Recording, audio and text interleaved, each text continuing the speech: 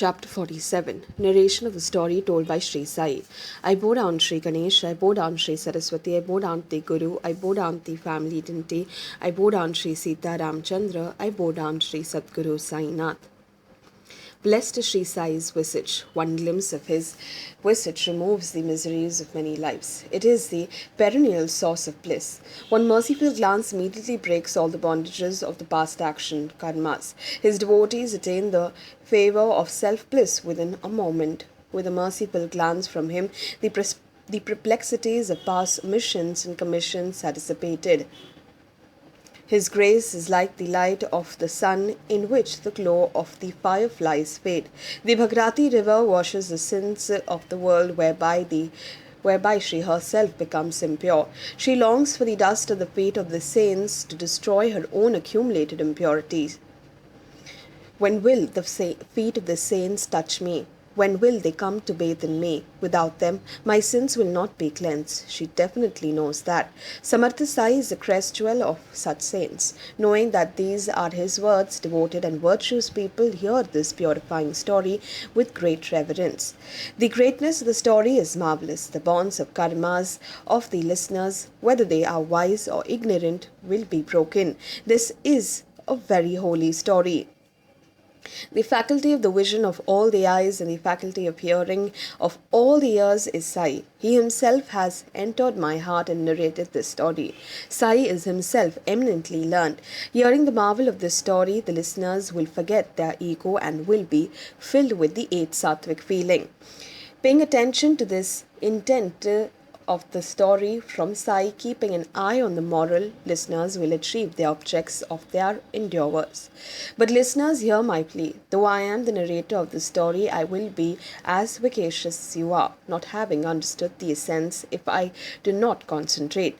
When I remember his love for his devotees, my mind forgets its nature and I am at peace. Notwithstanding the problems of the worldly life, what greater benefit could there be? Listen to this story with attention which is connected with the previous one. Listening to the story without interruption will bring satisfaction. In the end of the previous chapter, the listeners heard the story of the goats and Baba's love for them. On remembering their past lives, the story is similar to it about how the intense greed for money leads to a downfall. Listen to it with concentration. It is only Sai with his uttermost grace who suggests the stories one after another so that there is no break for the listeners and increases happiness and contentment. Sai Samartha himself is the story, the narrator and the narration. Why and how is Hemad there? It is only the assumed name. When I am sitting on the shore of an ocean of Sai's story, how can there be a shortage of them? Sitting under the wish-fulfilling tree, no sooner the wishes arise than they are fulfilled. Who worries about a lamp in the abode of the sun? One who drinks nectar regularly, would he drink poison? When there is someone like Sai as our protector, can there be a shortage of the nectar of stories? Savor them to your heart's content with pleasure. The doctrine of karmas is incomprehensible. No one is able to understand it thoroughly. Even the very wise ones are baffled, but the devoted ignorant ones are saved. Similarly, the laws of God are difficult to understand. Who will transgress them? All we can do is to follow the code of the world and do one's duty always. Otherwise, it will be completely against the scriptures, and after death, one is reborn in the form which is in accordance with the actions in life. In accordance with the deeds one done and in confirmation with the scarlet law, some along with the seed and semen enter the organ of creation, while some others enter the static entities. Birth rarely take place in accordance with one's thoughts. The real meaning of Shruti, scarlet law, is not known to anybody. If there is to be rebirth, let the soul take it as it likes. In order to be born again in a body, foolish and ignorant people should bear in mind that it depends on one's merits and they will acquire bodies accordingly. Consider him to be wise who before death, in order to achieve self-realization, fully utilizes the human birth.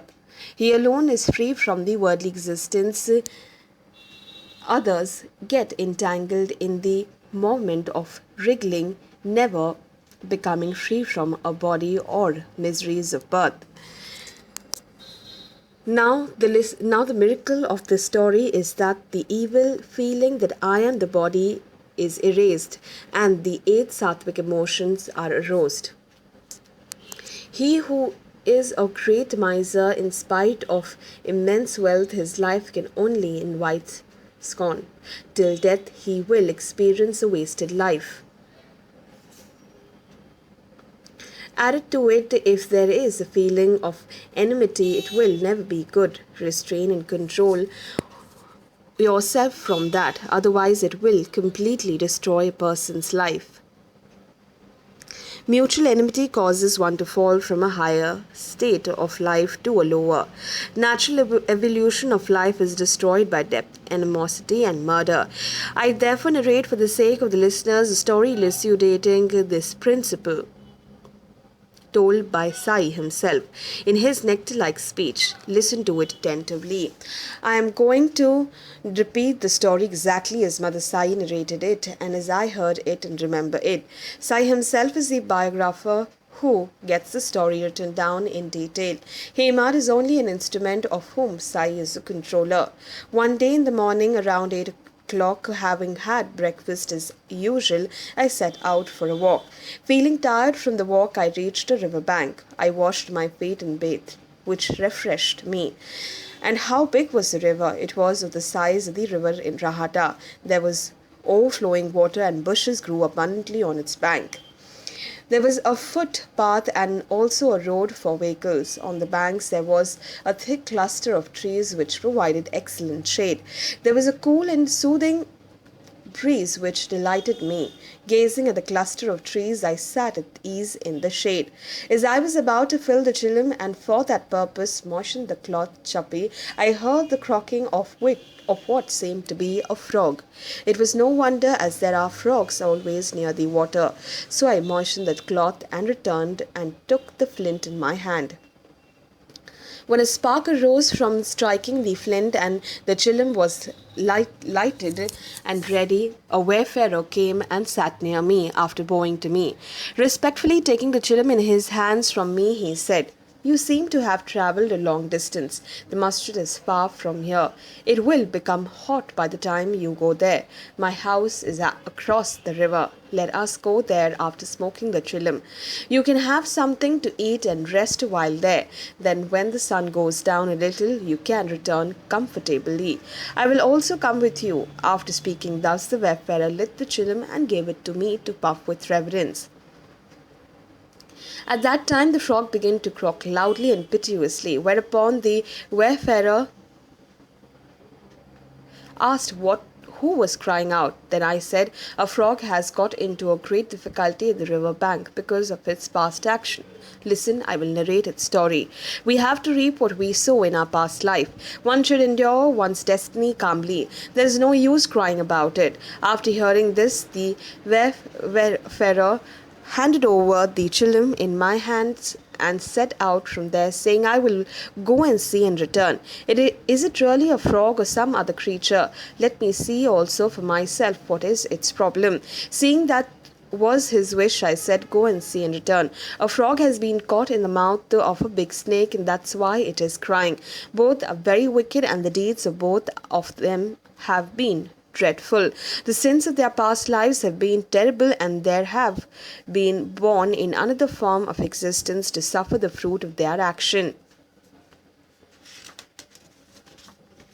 After I gave this opinion, the wayfarer went to that spot and returned after seeing what was actually happening. He confirmed the true situation. The snake is deadly with large jaw. The frog too is frightful, but it is going to be eaten by the snake. He has existence for a short while. He has become an offering in the snake's mouth. What a strange fate. Soon he will no longer exist.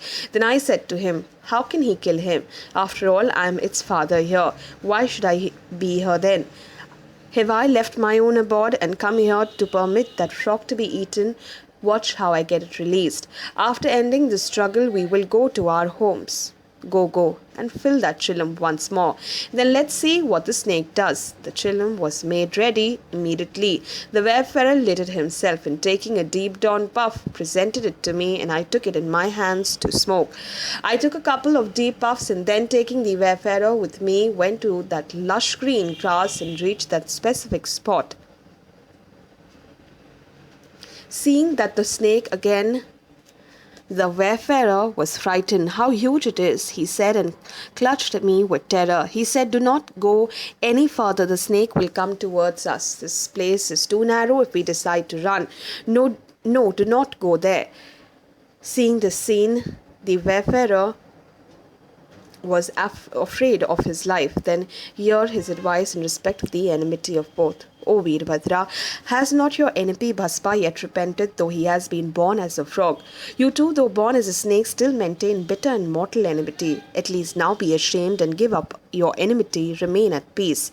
No sooner than the words were uttered, the snake left the frog and fled by, quickly entering into the deep waters. He disappeared from there.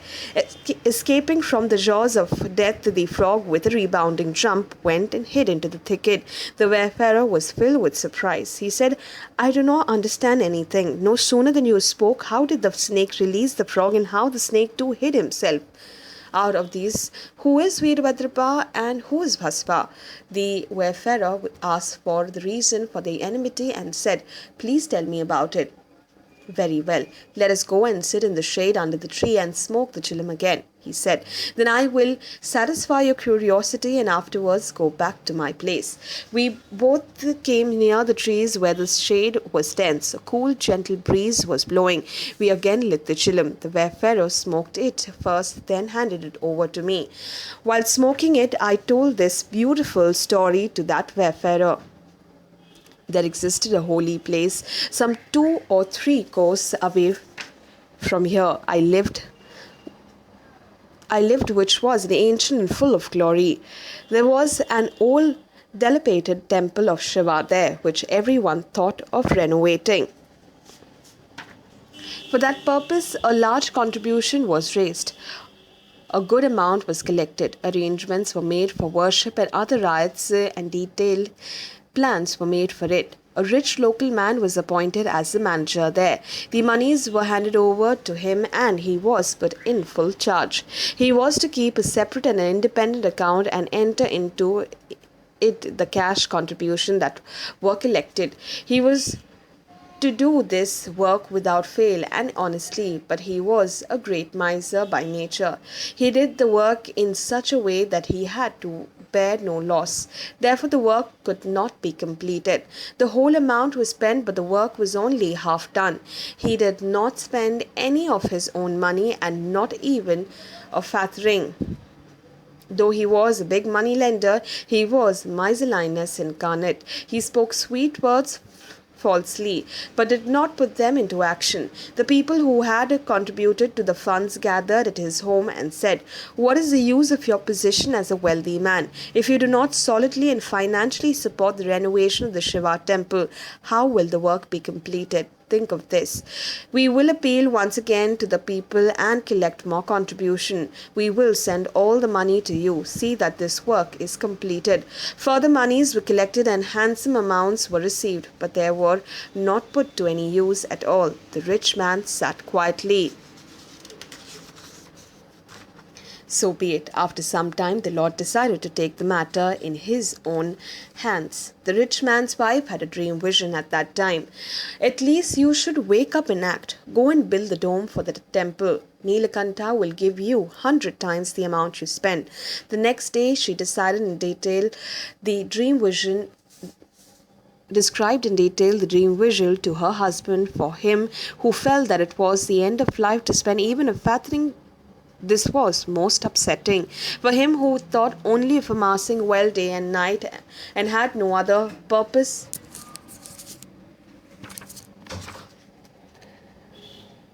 in life the meaning of this dream vision, which involved unnecessary spending of money, of that how could he be convinced. He told his wife, I do not believe in this vision, I have absolutely no faith in it, and he started ridiculing her. On perceiving the world as per his own inclination, being a rascal himself, he saw others in the same plight. If God intended that my money should be spent, was I far away from you? Why did he appear in your dream? Why did you alone have this vision? Why didn't God give it to me? Therefore, I have no faith in it. I have not understood its meaning. It is either a bad dream or it is an effort on God's part to create a rift between husband and wife. These are the only two alternatives that I see. Am I not making sufficient contribution in the renovation work? Every month the bag that is filled gets empty. People bring all the amounts. This is what appears to be true outwardly. But the accounting procedure for receipts and expenses is a commercial one. It is a losing proposition for me. People are not aware of this. How should I explain it to you? Therefore, in this situation, this vision of yours cannot be accepted. If it is believed to be true, then we will be deceived. A vision that is seen when the sleep is broken cannot be believed at all. The rich man propounded this principle. Hearing this, the wife remained quiet and was unable to reply to her husband. Even though the people collected the money, they rarely gave it happily. God does not like contribution given without love, due to pressure, under persuasion or coercion. A little gift given with love is very precious. The work progressed depending on the money collected. When there was shortage of money, the work also stopped. In this way, the work got prolonged. The rich man, being a miser, did not spend a single farthing from his own pocket. Listen to a further vision that his wife had. Do not press your husband to give money for the temple. Your devotion is sufficient to God. You give whatever you wish. Even 1 paisa given with feeling and devotion of your own money is worth a lakh. Offer it to God after taking your husband's permission. Do not unnecessarily worry. Offer whatever you like. Offer whatever little that belongs to you. Your only devotion is important. Knowing that you have it, God persists in asking you for something. Therefore, whatever little wealth you have, give it and be at peace. To give without devotion is improper. God does not like it at all. Anything that one gives without faith is worthless like dust, and in the end will be futile. This will be experienced in no time. Be it so. After having the vision, she decided to sell the jewelry given by her father and fulfill God's desire. Then she conveyed her decision to her husband, who listened to it and felt dejected. Where there is greed, what can be expected? There is no thought about God, righteousness, and morality. He thought, what foolishness is this? She has truly lost her mind. After estimating the value of her jewelry and fixing the price to be 1,000 rupees, the land should be transferred to her name. He brought the ornaments himself. In lieu of the money, he gave to his wife a piece of land which was sandy and saline, which was mortgaged to him. It was fallow land which yielded no crops even during the rains. He told his wife, offer this to Shiva, Pinakpani. When you give it in charity, this piece of land worth 1,000 rupees to God, he who gave you the vision will be propitiated and you will be freed from your debt. So be it. Believing her husband, the wife of the miser offered that land with love and devotion to satisfy Shankar's wishes. In fact, the Bakki had the ownership rights thereupon, as she had mortgaged it to the rich merchant from whom she had taken a loan of 200 rupees. The Bakki was a destitute woman who owned this land. When she had financial difficulties, she had mortgaged this land. But the rich man was very greedy. Not only did he cheat Shankar, but he misappropriated his wife's personal wealth. He was pleased with this deceit or fraud. The intense desire for all sense object is most evil, which destroys the life of one who is so attached. One should not get entangled in these worldly pleasures if one hopes to live. The deer meets death because of its desire for hearing. The cobra is killed for the beautiful bead on its head, and the moth burns because of its love for light. Such is the outcome of having such desires. To enjoy the worldly pleasures, one needs wealth. Therefore, intense efforts have to be made to acquire it. And the satisfaction for these desires only makes them multiply. It is impossible to destroy them. Undoubtedly, it was a barren land and no effort could produce any crop on it. Such a land was offered to God. What merit could there be in such an offering? It was an absolute or real offering to God only when there is no motivation behind it. If not, it is a sin whose fruit are ultimately painful. On the other hand, the poor Brahmin who looked after the temple was very content that the land had been offered to God. Be it so. After some time, an adverse event took place. It rained heavily during the third of the lunar mansion, Kritika Nakshatra, and there was a frightful storm. Suddenly, the lightning struck. The building of the miser was razed to the ground, leaving only the land without a claimant. Everything else was burned to ashes. The rich man was also attacked and died with his wife. The Baki also died. Such was the end of these three. Later, this rich man was born in Mathura in an impoverished Brahmin family, and his devoted wife was born in the family of a pujari. She was named Gauri. There is a different story about the Baki. She was born in Gurav caste that worships Shankar, but she lost her womanhood and took birth as a man. The naming ceremony of the boy was done and he was named Chenbassappa. Thus, the status of all the three changed and the previous karmas bore fruit. The rich man in the new birth was named Veerbhadra. This is the essence of prarabdha karma, which has to be born for it to end. I greatly liked the priest of the Shiva temple. He regularly came to my home and smoked the chillum with me. Then we would chat away the whole night happily. Gauri had grown up and become of a marriageable age. He used to bring her along also. He too was devoted to me. One day the priest asked me, I have searched all the places but have not been able to fix her marriage anywhere. Baba, I have got exhausted looking for a good home for her. All my efforts have failed. I have got tired. Why are you unnecessarily worrying? I said. The bridegroom is on the way. Your daughter is very fortunate. She will become very rich.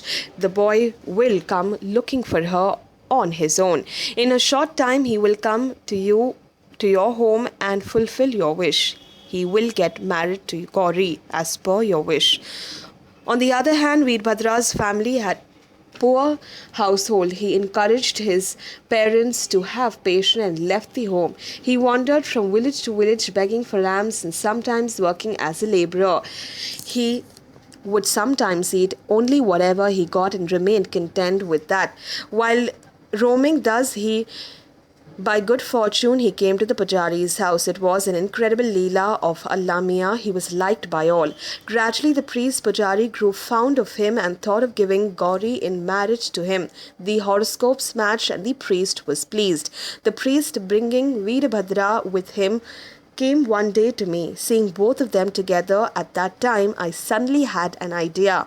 No sooner had the idea occurred than I expressed it. If the present time is auspicious for marriage, then give Gauri to him and become free. After getting his wife's consent, Veerbhadra was selected as the bridegroom. Choosing an auspicious time, the marriage was performed in a proper manner. After the ceremonies were over, the family came to me for darshan and also for my blessings for a happy married life. I gave them my blessings with pleasure. Veerbhadra now had an easy life and looked content as he was blessed with happiness and was prosperous. He too became devoted to me. His prosperity increased with time. But have you ever come across a person truly satisfied and not hankering after money? Money is a big snare. Even the very affluent are troubled by it. Veerbhadra also was disturbed at times. This is the game money plays. Veerbhadra said, Baba, the shackle of marriage is a great obstacle. Lack of money is causing me suffering. Say something which would remedy the situation and which would enable me to cope up with my affairs. I prostrate at your feet. It's no good my deceiving you. I beg you to help me and remove my difficulties. After all, it was you who caused this marriage to take place. I gave him a lot of good advice and blessed him lovingly. Allah Malik is fully aware. He alone can remove the difficulty. Knowing Veerbhadra's desire that they would be fulfilled, therefore I assured him and told him not to be miserable in any way. The time for good fortune is very near. Do not unnecessarily get restless. You will have money easily and you will have it in plenty. Riches seem to scorn me. My wife's requests for small things do not stop. Enough of this humiliation now. No more of this status of being a married man.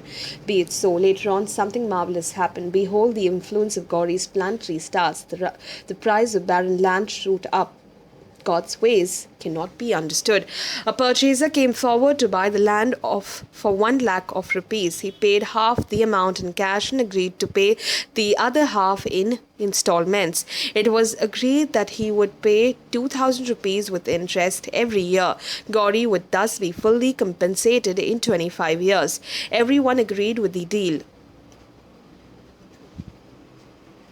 Chenbassappa, the Gaurav, however, made a point to say, the Gaurav has the first claim on whatever money is offered to Shankar.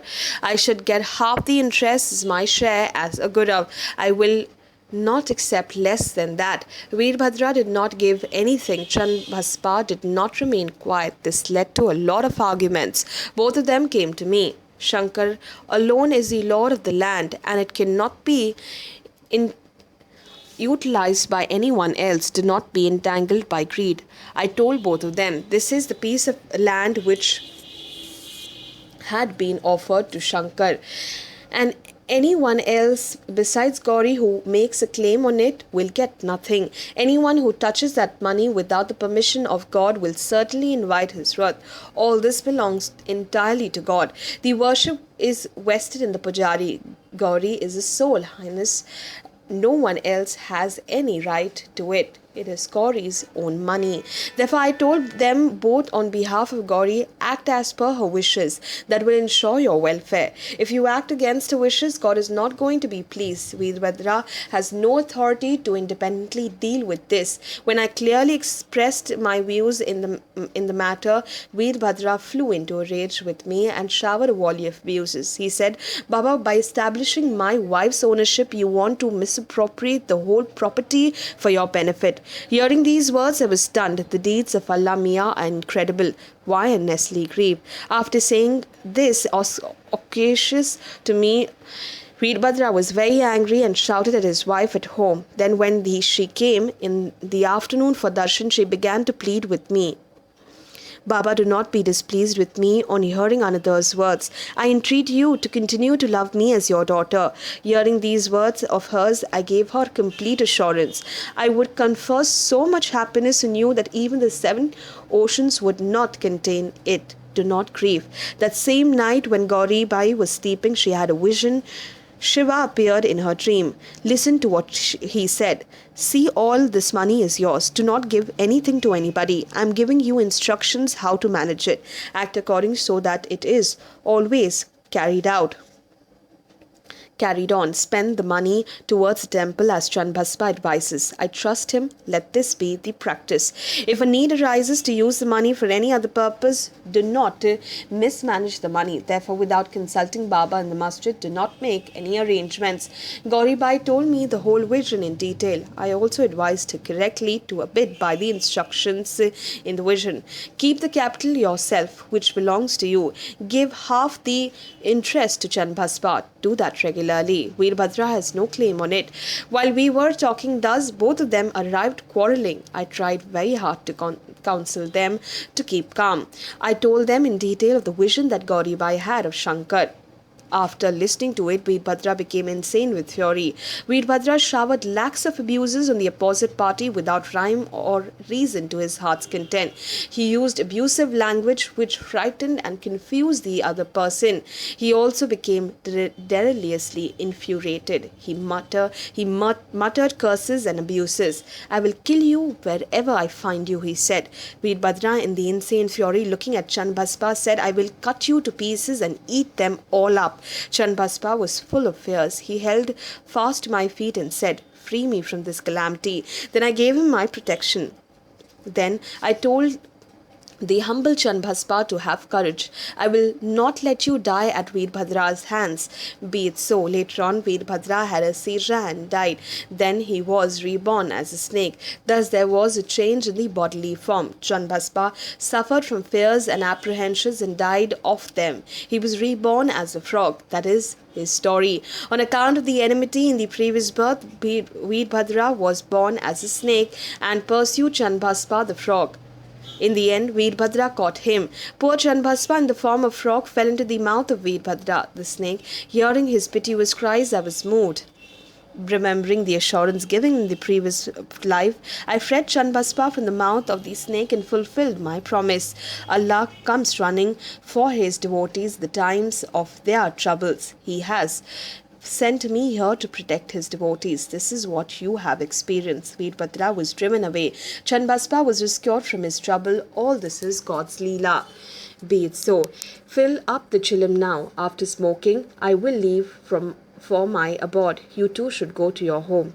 Remember me. After saying this, I puffed the chillum. After enjoying the company, I returned. Walking at home, I was supremely happy. May there be well-being. This is the end of the 47th chapter of Shri Sai Satcharitra, written by the devotee Hemad Pant, implied by the saint and virtuous people, called Narration of the Story by Shri Sai. This is offered to Shri Sadguru Sainath. May there be auspiciousness.